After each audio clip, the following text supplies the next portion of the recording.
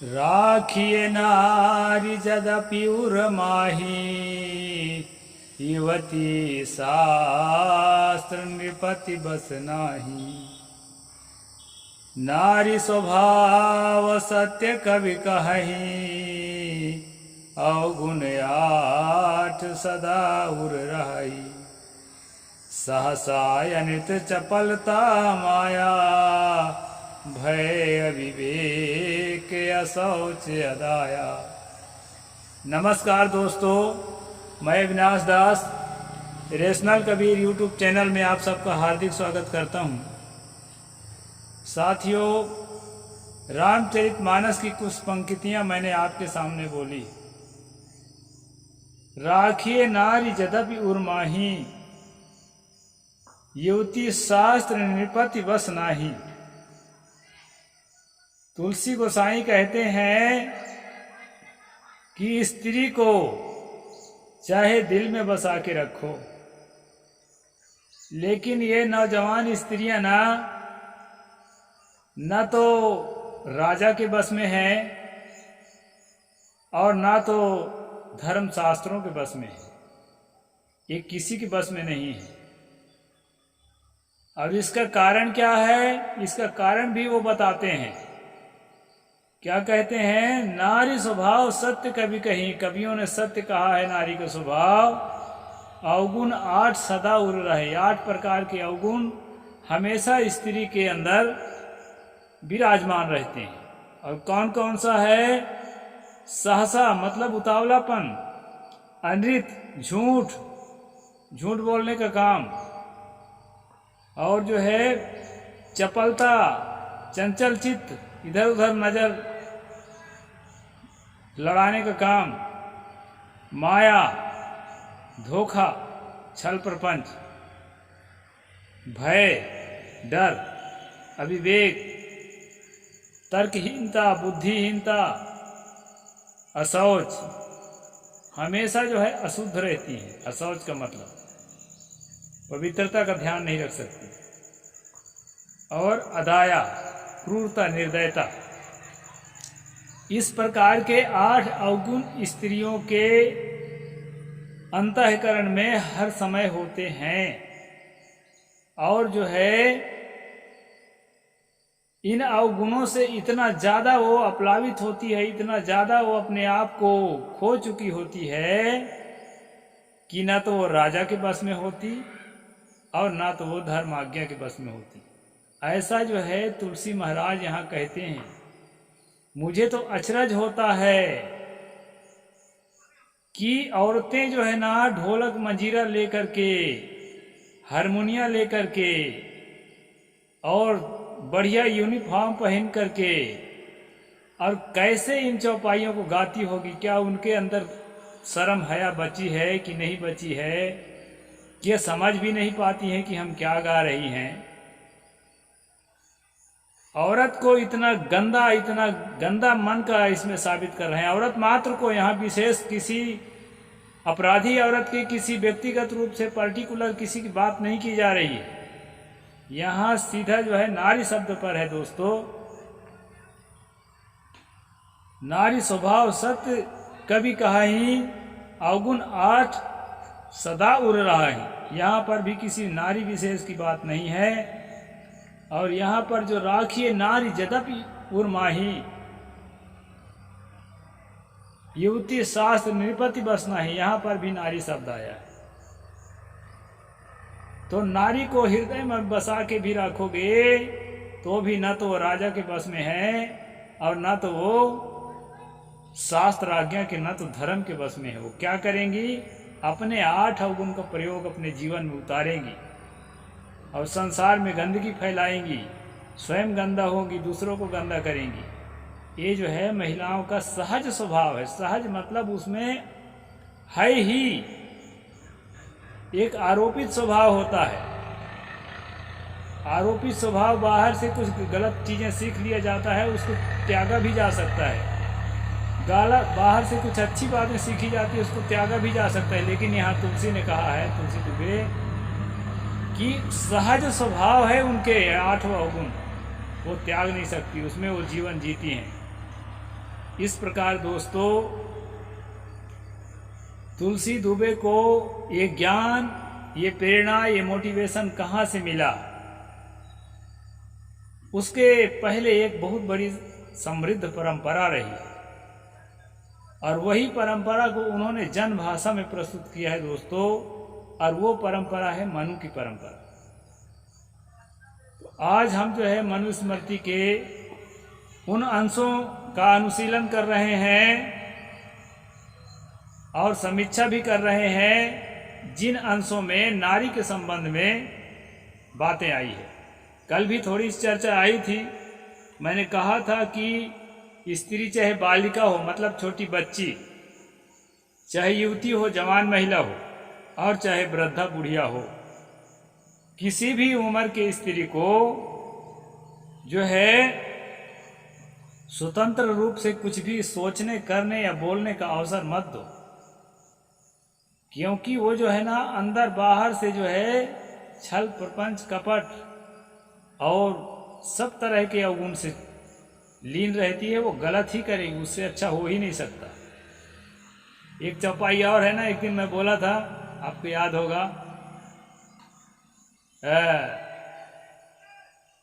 वो है ब्रह्मा भी विधि न नारी हृदय गति जानी, सकल कपट अघ अवगुण खानी। मतलब संसार में जितना कपट है, जितना अवगुण है और जितना पाप है, वो स्त्री के दिलो दिमाग में हर समय बना रहता है, ये तुलसी ने कहा। और ये सब चीज कहाँ से कह रहे हैं दोस्तों? उनके अंदर मानवीय संवेदना तो थी नहीं, और परंपरा में जो बातें उनको मिली उन्हीं बातों को वो जो है परोसते चले गए।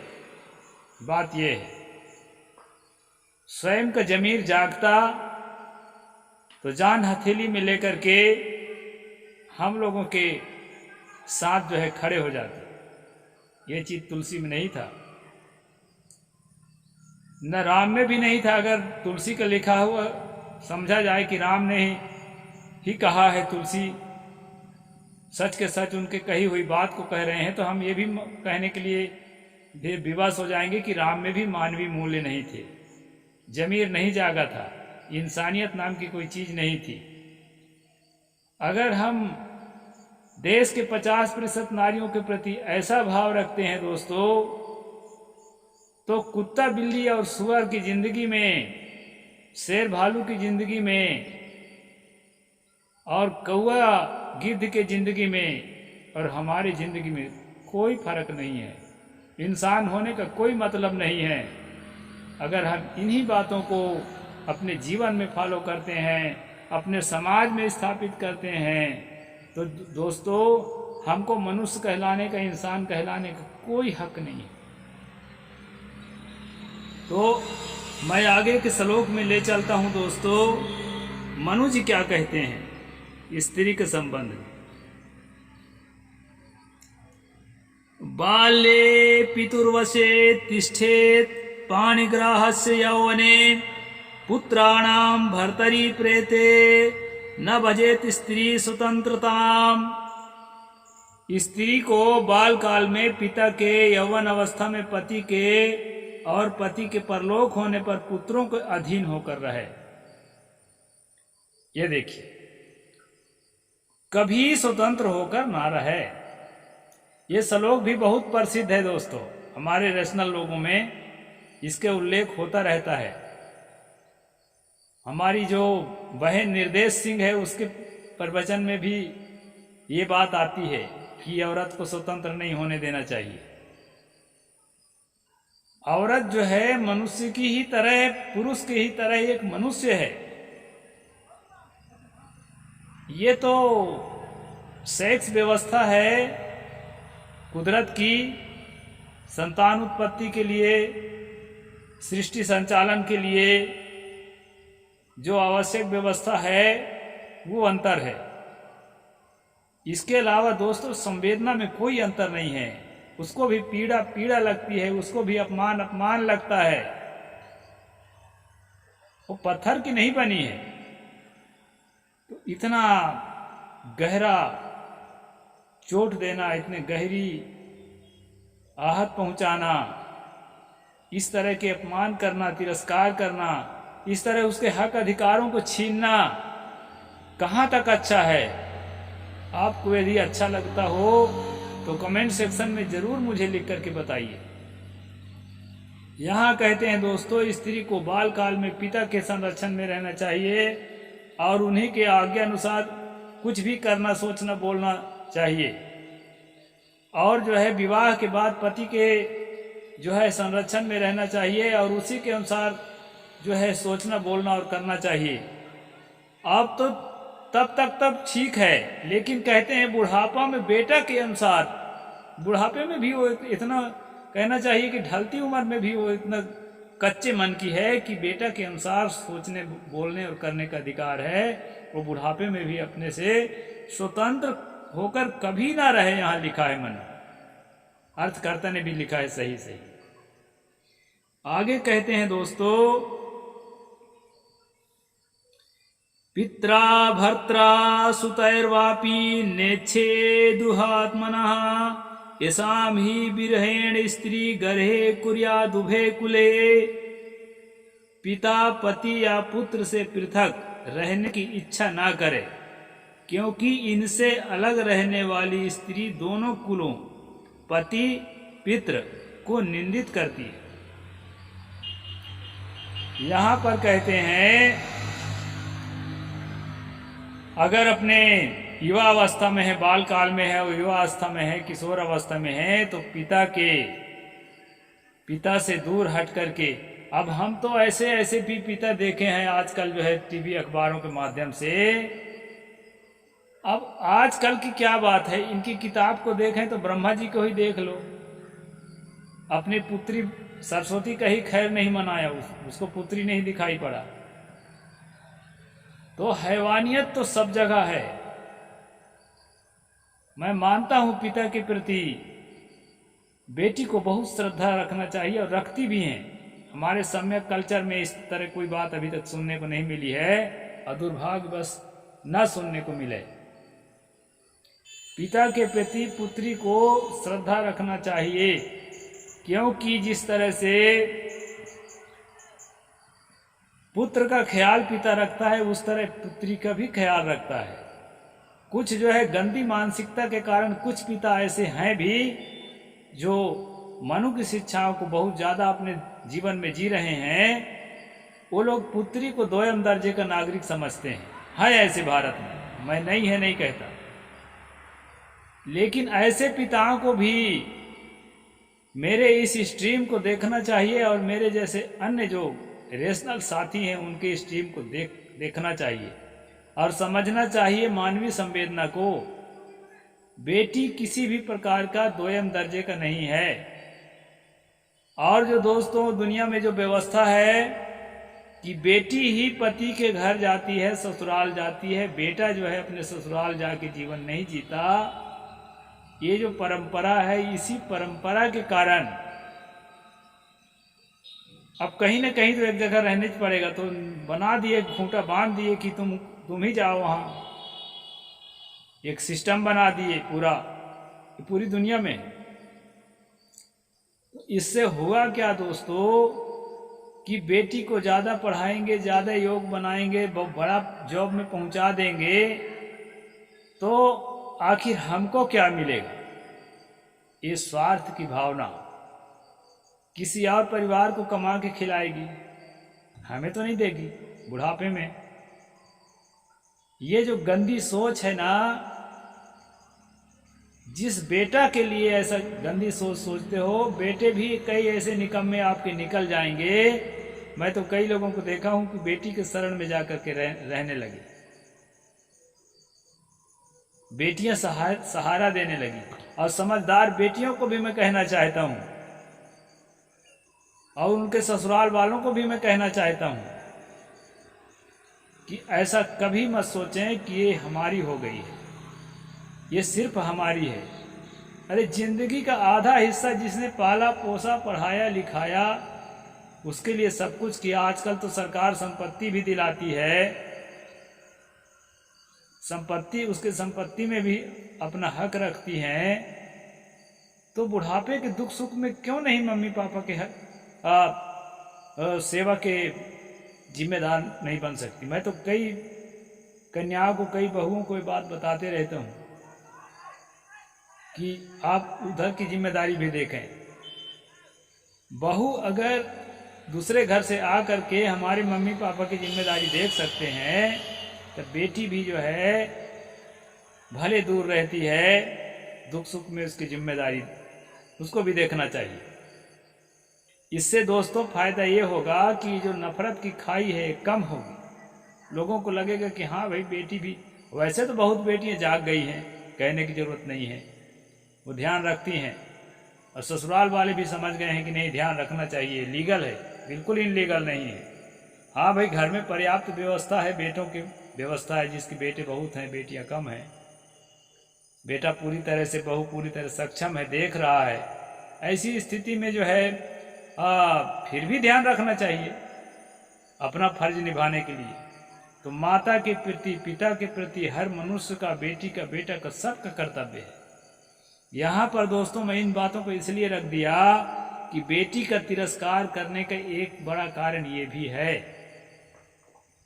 तो बेटी को यहाँ कहते हैं पिता के या पति के, विवाह में पति के बिल्कुल जो है ना उसके चरण गुलामी करे, खरीदी हुई नौकर की तरह जीवन जिए। अरे वो मनुष्य है, तुम्हारे परिवार का सदस्य है, एक फैमिली मेंबर है, उसको कैसे नौकर की तरह जीवन जीने के लिए यहाँ वेद शास्त्र लिख रहे हो, हिंदू धर्म चला रहे हो, राम राज चला रहे हो। ये जो है ना ये अन्यायपूर्ण वचन है दोस्तों, इसको मैं थोड़ा भी समर्थन नहीं करता। बेटी हो बेटा हो, सबको उन्नति करने का अधिकार है, स्वतंत्र रूप से सोचने का, बोलने का, और स्वतंत्र रूप से काम चयन करने का भी उनको अधिकार है। वो डॉक्टरी करना चाहती है तो डॉक्टरी करे, उसको जबरन हम जो है इंजीनियर बनाने के चक्कर में ना रहे। बेटी का भी अपना चॉइस है, उसका भी अपना मन है। हाँ गलत चीज में कदम रखने जा रही है बेटी या बेटा, तो दोनों को अंकुश करने का हम लोगों को जो है कर्तव्य है। उसके लिए मैं नहीं कहता कि वो ऐसा छूट दे दो कि कुछ भी करे। उसको जो है शुभ आदर्शों में, शुभ भावनाओं में जोड़े रखने के लिए हमारे कबीर पंथ में इसीलिए संतों की व्यवस्था है। बेटी को, बेटा को, सबको संतों के संगत में लगाओ। मैं तो कई घरों से संबंध रखता हूं, और उन घरों में अधिकतम घर ऐसे हैं जो कोई मतलब नहीं रखते। खाने पीने को दे देंगे, 2-4 पैसा भेंट विदाई दे देंगे, ये सब करेंगे, लेकिन बाल बच्चों को आत्मीय संबंध नहीं जोड़ने देंगे संत से। इससे क्या होता है कि बाल बच्चों का रास्ता जो है कुमारक की ओर बन जाता है दोस्तों। बुद्धिज्म में जो भंते होते हैं, कबीर पंथ में जो संत होते हैं, जो पवित्र हृदय के होते हैं, अंदर बाहर से पवित्र, मन से, वचन से, कर्म से पवित्र, ऐसे लोगों से बाल बच्चों की निकटता बनाएं, जिससे जो है उनको शुभ संस्कार पैदा हो, मानवीय संवेदना पैदा हो, माता पिता को समझ सकें, सास ससुर को समझ सकें, दुखी को, वंचित को, शोषित को समझ सकें, उनके अंदर दया और करुणा का संचार हो। यह भी बहुत जरूरी है मनुष्य के लिए। तो दोस्तों इसमें कहा है पिता पति या पुत्र से पृथक रहने की इच्छा ही ना करे। आजकल कई बहनें, कई बेटियां स्वतंत्र रूप से जॉब कर रही हैं, बढ़िया कमा रही हैं, पवित्र जीवन जी रही हैं। इसलिए आप ऐसा मत डरो, उनको शुभ संस्कार दो और स्वतंत्र रूप से करने कमाने के लिए उनको अवसर दो, वो भी अपने जीवन में कुछ करें। बेटियां ही है ममता बनर्जी, बेटियां ही है मायावती, बेटियां ही है द्रौपदी मुर्मू, किसी की बेटी थी ना। उनको अगर अवसर ना दिया जाता तो कैसे इस ऊंचाई तक जाती। मैं किसी पक्ष के हिसाब से नहीं बता रहा हूं, कोई भी हो। प्रतिभा पाटिल थी, इंदिरा गांधी थी, कल्पना चावला अंतरिक्ष की उड़ानें भरती थी। अगर ऐसे बांध के कमरे के अंदर बंद कर देते ना तो ये सब कुछ संभव नहीं था। मैडम क्यूरी दुनिया को रेडियम दिया, अगर उसको कमरे के अंदर बंद करके रख देते तो ऐसा नहीं कर सकती थी। इसलिए दोस्तों, बेटियों को कमरे के अंदर बंद करके रखने की चीज नहीं है। हमारे भारतीय सम्यक कल्चर में बेटियों को भी बेटा की तरह अच्छा संस्कार दें और बढ़िया से पालें पोसें। ये जो है बेटियों का भी हक है, उनका हक ना छीना जाए और उनके साथ जो है एक समता और समानता का व्यवहार किया जाए, ताकि जो है हमारे बेटे हमारी बेटियां हमारा नाम रोशन करें, हमारे देश का नाम रोशन करें और अपना स्वयं का नाम रोशन करें और दुनिया को कुछ करके दें। तो दोस्तों, यहाँ पर बताया है इनसे अलग रहने वाली स्त्रियां दोनों कुल को निंदित करती हैं। ये निंदित विंदित कुछ नहीं करती हैं, सही संस्कार नहीं देते हो इसलिए निंदित करती हैं, कोई निंदित नहीं करती हैं। बेटियों को श्रेय दो और बेटियों को ऊपर उठाने में जो है जी जान लगा दो। वो भी हमारे संतान है, हमारा अंश है और उनको भी उतना ही अधिकार है, उनको भी उतना ही कर्तव्य है जितना बेटों का है। इसलिए जो है दोस्तों, ये भेदभाव करना छोड़िए। यहीं तक आज का वीडियो मैं बनाऊंगा, इसी विषय में अभी 1-2 दिन चर्चा चलेगी। साहेब बंदगी, जय जोहार।